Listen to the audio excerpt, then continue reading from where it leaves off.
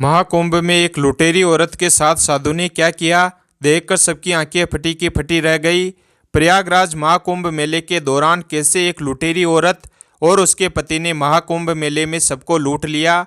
किस प्रकार एक अघोरी बाबा ने अपनी शक्तियों से सभी यात्रियों को हैरान कर दिया और किस प्रकार गंगा मैया ने एक विधवा स्त्री की रक्षा की और उसकी लाज बचाई। प्रयागराज महाकुंभ के दौरान नागा साधु और अघोरी बाबाओं के दर्शन करने से मनुष्य किस प्रकार दुखों से मुक्त हो जाता है। जिस भी मनुष्य को अघोरी बाबाओं का आशीर्वाद मिल जाता है उसके सारे कष्ट दूर हो जाते हैं। प्रयागराज महाकुंभ का अद्भुत नज़ारा, जहां दूर दूर से श्रद्धालु गंगा, यमुना और अदृश्य सरस्वती के संगम में स्नान करने आते हैं। भीड़ का ऐसा जनसागर जहां हर कोई अपने पापों से मुक्ति पाने और पुण्य कमाने की आस लिए पहुंचता है। लेकिन उसी भीड़ में एक लुटेरे पति पत्नी ऐसे भी थे जो महाकुंभ में चोरी करने के लिए आए थे। दीपक और उसकी पत्नी सावित्री नाम जितने सीधे थे, उनकी हरकतें उतनी ही खतरनाक थी।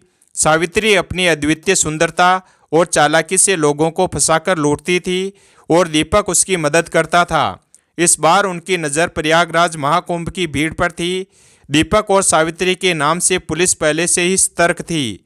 दोनों ने पहले भी कई जगहों पर चोरी की थी और हमेशा बच निकलते थे।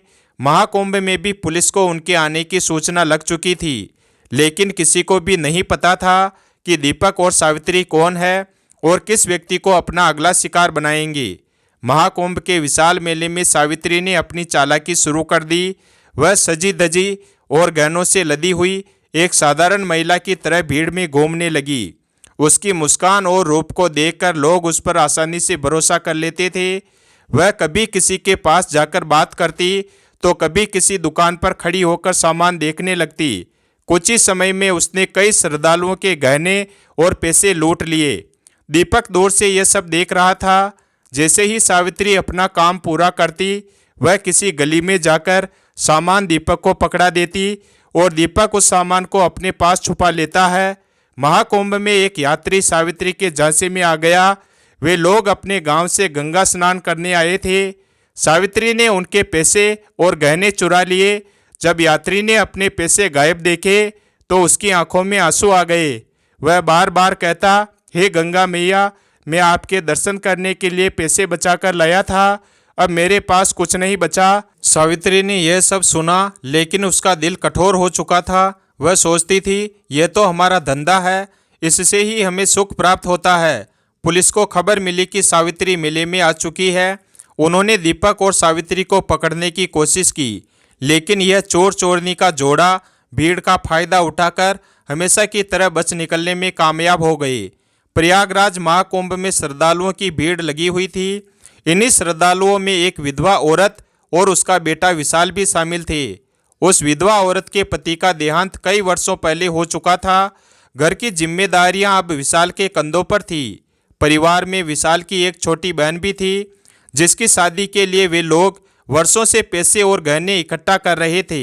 विधवा औरत ने बड़े चाव से अपनी बेटी के लिए सुंदर आभूषण बनवाए थे। वह कहती थी, बेटी की शादी हमारे परिवार की सबसे बड़ी खुशी होगी। विशाल ने भी माँ की बातों से प्रेरित होकर दिन रात मेहनत की थी। अब जब उनके पास पर्याप्त धन और गहने इकट्ठा हो गए थे तो उन्होंने सोचा कि महाकुंभ में स्नान करके पुण्य अर्जित करेंगे और फिर शादी की तैयारियों में जुट जाएंगे। महाकुंभ के मेले में पहुंचकर बूढ़ी माँ ने विशाल से कहा, बेटा, कहते हैं कि संगम में स्नान करने से हमारे सारे पाप धुल जाते हैं और हमारे पूर्वजों को भी मुक्ति मिलती है। हमें सबसे पहले स्नान करना चाहिए, फिर बाकी काम करेंगे। विशाल ने माँ की बात मानी। वे अपने साथ एक बड़ा सा बैग लेकर आए थे, जिसमें कुछ सोने के गहने और पैसे रखे थे। बैग की सुरक्षा का जिम्मा विशाल ने खुद उठाया था। दीपक और सावित्री, जो पहले से ही मेले में शिकार की तलाश में थे, उनकी नज़र इस माँ बेटे पर पड़ी। सावित्री ने विशाल को बैग के साथ देखा तो उसकी चालाक आंखों ने तुरंत अनुमान लगा लिया कि बैग में कुछ कीमती सामान है। दीपक ने सावित्री से कहा, यह तो बड़ा शिकार लगता है, हमें इस बैग को हासिल करना होगा। सावित्री मुस्कुराई और बोली, पहले इन्हें फंसाने का इंतजाम करते हैं और रात होने का इंतजार करते हैं।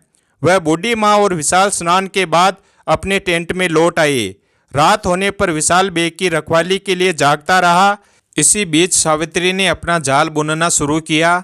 वह एक साधारण श्रद्धालु के रूप में उनके टेंट के पास पहुंची और उनसे बात करने लगी। उसने अपनी सुंदरता और मीठी बातों से विशाल का भरोसा जीत लिया। विशाल ने सावित्री को एक अच्छी महिला समझा। सावित्री ने मौका देखकर विशाल को प्रसाद के नाम पर नशीला पदार्थ खिला दिया। विशाल बेहोश हो गया और सावित्री ने दीपक को बुलाकर बेग चुरा लिया। रात के सन्नाटे में दीपक और सावित्री बेग लेकर गायब हो गए। उधर उस विधवा औरत और विशाल को यह अंदाजा भी नहीं था कि उनकी जिंदगी की सबसे बड़ी खुशी, उनकी बेटी की शादी का सपना खत्म हो चुका था।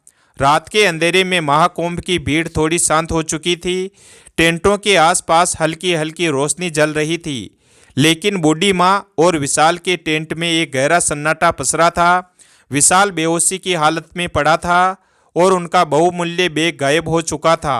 सावित्री ने अपनी चालाकी से विशाल को पूरी तरह से बेहोश कर दिया था।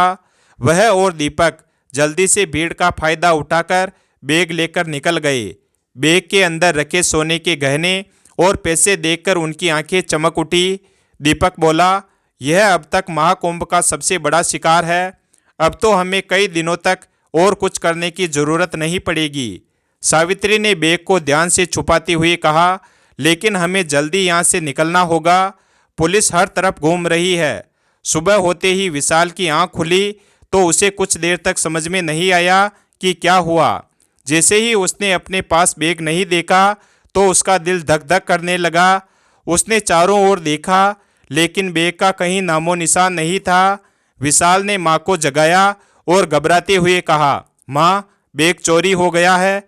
हमारे गहने और हमारे पैसे सब कुछ चला गया। हम बर्बाद हो गए। बूढ़ी माँ ने यह सुनते ही जोर जोर से रोना शुरू कर दिया और वह चिल्ला चिल्ला कर कहने लगी, हे गंगा मैया, हमने तो सिर्फ पुण्य कमाने के लिए यहाँ कदम रखा था और यह हमारे साथ क्या हो गया। अब मेरी बेटी की शादी कैसे होगी। बूढ़ी माँ और विशाल मदद के लिए इधर उधर भागने लगे। तभी उनकी नज़र एक अघोरी बाबा पर पड़ी जो संगम के किनारे तपस्या में लीन थे। बाबा के चारों ओर एक अद्भुत आभा थी। उनकी आंखों में गहराई और चेहरे पर तेज था। बूढ़ी माँ ने उनके चरणों में गिरकर कहा, बाबा, हमारी मदद करो। हमारे पास जो कुछ भी था सब चोरी हो गया। अब मेरी बेटी की शादी कैसे होगी। अघोरी बाबा ने आंखें खोली और गहरी आवाज में कहा, माँ, चिंता मत करो। सत्य और न्याय की शक्ति हमेशा साथ होती है। जो भी पापी है वे स्वयं तुम्हारे पास आएंगे। अघोरी बाबा ने अपनी दिव्य दृष्टि का उपयोग किया। उन्होंने ध्यान लगाकर देखा और सावित्री और दीपक को चोरी करती हुई देख लिया। बाबा ने कहा, चोरों को उनके पाप का दंड अवश्य मिलेगा। तुम माँ गंगा की शरण में हो, भगवान भोलेनाथ की नगरी में हो। यहाँ कोई भी पापी बच नहीं सकता।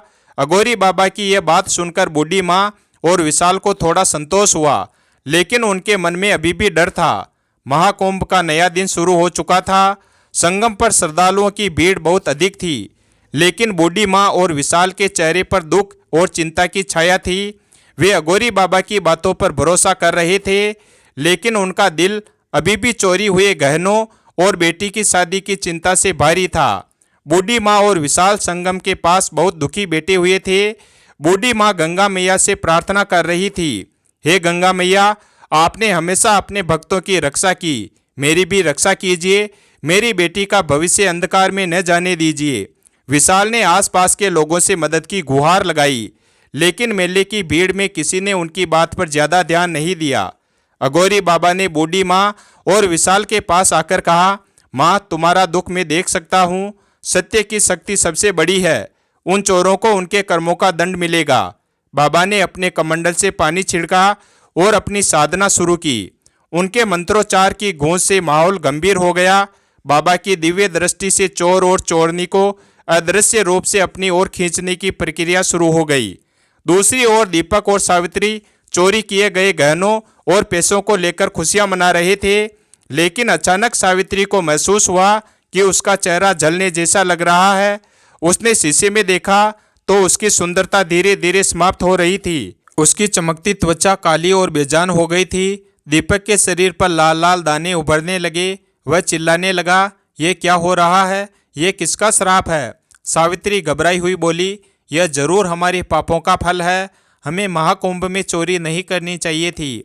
यहाँ भगवान शिव की शक्तियाँ काम करती है, यहाँ पर कोई भी पापी पाप नहीं कर सकता। चोर और चोरनी को समझ में आ गया था कि उनकी यह हालत महाकुंभ जैसे दिव्य स्थान पर चोरी करने का परिणाम है। सावित्री ने रोते हुए कहा, दीपक, हमें उन लोगों से माफ़ी मांगनी होगी, वरना हम दोनों बच नहीं पाएंगे।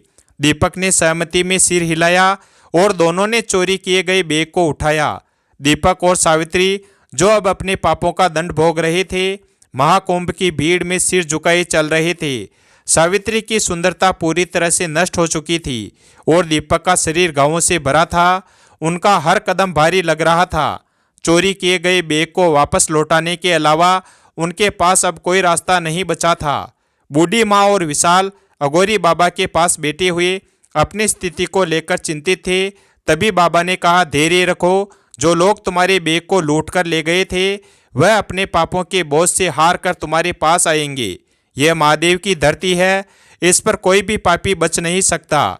बूढ़ी माँ और विशाल को बाबा की बातों पर पूरा भरोसा था। उन्होंने गंगा मैया और भगवान भोलेनाथ का नाम लेकर प्रार्थना करना जारी रखा। दीपक और सावित्री धीरे धीरे बूढ़ी माँ और विशाल के टेंट तक पहुँचे। उनके चेहरे पर गहरा पश्चाताप झलक रहा था। सावित्री ने बैग बूढ़ी माँ के सामने रखते हुए कहा, माँ, हमें माफ़ कर दो। हमने आपकी बेटी की शादी का सपना तोड़ने की कोशिश की, लेकिन अब हम समझ गए हैं कि हमारे बुरे कर्मों का फल कितना भयानक हो सकता है। बूढ़ी माँ ने बैग को देखा, जिसमें उनके सभी गहने और पैसे सुरक्षित थे। उसकी आंखों से आंसू बह निकले। अघोरी बाबा ने अपनी गहरी आवाज़ में कहा, तुम्हें तुम्हारे पापों का दंड मिल चुका है। यह गंगा मैया और ईश्वर का न्याय है, लेकिन यह केवल शुरुआत है। अब तुम्हें समाज के सामने अपने कर्मों की सज़ा भुगतनी होगी। तभी पुलिस वहां पहुंच गई। अघोरी बाबा ने पुलिस को सब कुछ बता दिया। दीपक और सावित्री ने बिना किसी विरोध के आत्मसमर्पण कर दिया। उन्होंने रोते हुए कहा, हमें जेल में डाल दीजिए, शायद वहां रहकर हम अपने पापों का प्रायश्चित कर सकें, लेकिन हे अघोरी बाबा, हमारी पीड़ा को कम कर दीजिए। अघोरी बाबा ने क्रोध में कहा, यह तुम्हारे पाप कर्मों का दंड है, यह तो तुम्हें भुगतना ही होगा। पुलिस चोर और चोरनी को अपने साथ ले गई। बूढ़ी माँ ने गंगा मैया और अघोरी बाबा को धन्यवाद दिया। उनका खोया हुआ विश्वास और गहने दोनों वापस मिल गए थे। चोर और चोरनी को पुलिस अपने साथ ले जा चुकी थी। दीपक और सावित्री दोनों ने अपने पापों को स्वीकार कर लिया था। अघोरी बाबा ने बूढ़ी माँ और विशाल की तरफ देखते हुए कहा, तुम्हारे सत्य और धैर्य ने तुम्हें जीत दिलाई है। यह गंगा मैया की कृपा है कि तुम्हारे धन और गहने सुरक्षित लौट आए। अब तुम बिना किसी चिंता के अपनी बेटी की शादी की तैयारियां करो। बूढ़ी माँ बाबा के चरणों में गिर पड़ी और बोली, बाबा, आपने हमारे जीवन की सबसे बड़ी समस्या को हल कर दिया। हमें आशीर्वाद दीजिए कि हमारी बेटी का जीवन सुखमय हो। अघोरी बाबा ने उन्हें आशीर्वाद दिया और कहा, जाओ, अपनी बेटी की शादी को पवित्रता और सादगी से पूरा करो। पुण्य का मार्ग कभी तुम्हारा साथ नहीं छोड़ेगा। बूढ़ी माँ और विशाल ने संगम के तट पर जाकर गंगा मैया को धन्यवाद दिया। वहां मौजूद श्रद्धालुओं ने उनके साथ मिलकर गंगा मैया की जय हो और अघोरी बाबा की जय हो और हर हर महादेव के नारे लगाए। पूरा वातावरण श्रद्धा और भक्ति से भर गया। कुछ दिनों बाद बूढ़ी माँ और विशाल अपने गांव लौट आए। उन्होंने खुशी खुशी अपनी बेटी की शादी कर दी। शादी सादगी और भव्यता का अद्भुत संगम बनी। उधर जेल में दीपक और सावित्री ने अपने जीवन को सुधारने का संकल्प लिया। सावित्री ने अपनी सुंदरता खोने के बाद महसूस किया कि सच्ची सुंदरता आत्मा की होती है। फिर बूढ़ी माँ की बेटी की शादी खुशी खुशी संपन्न हो गई। बूढ़ी माँ ने गंगा मैया और अघोरी बाबा को बार बार याद किया। उनके घर में एक बार फिर से खुशियाँ लौट आई थी। यह कहानी हमें सिखाती है कि सत्य और पुण्य का मार्ग कठिन हो सकता है, लेकिन अंत में वही विजय दिलाता है। वीडियो अगर पसंद आया हो तो वीडियो को लाइक करें और हमारे चैनल शिवभक्त को सब्सक्राइब करें और अपने दोस्तों के साथ शेयर करें और कमेंट बॉक्स में हर हर गंगे अवश्य लिखें। धन्यवाद और कमेंट करके बताएं वीडियो कैसा लगा।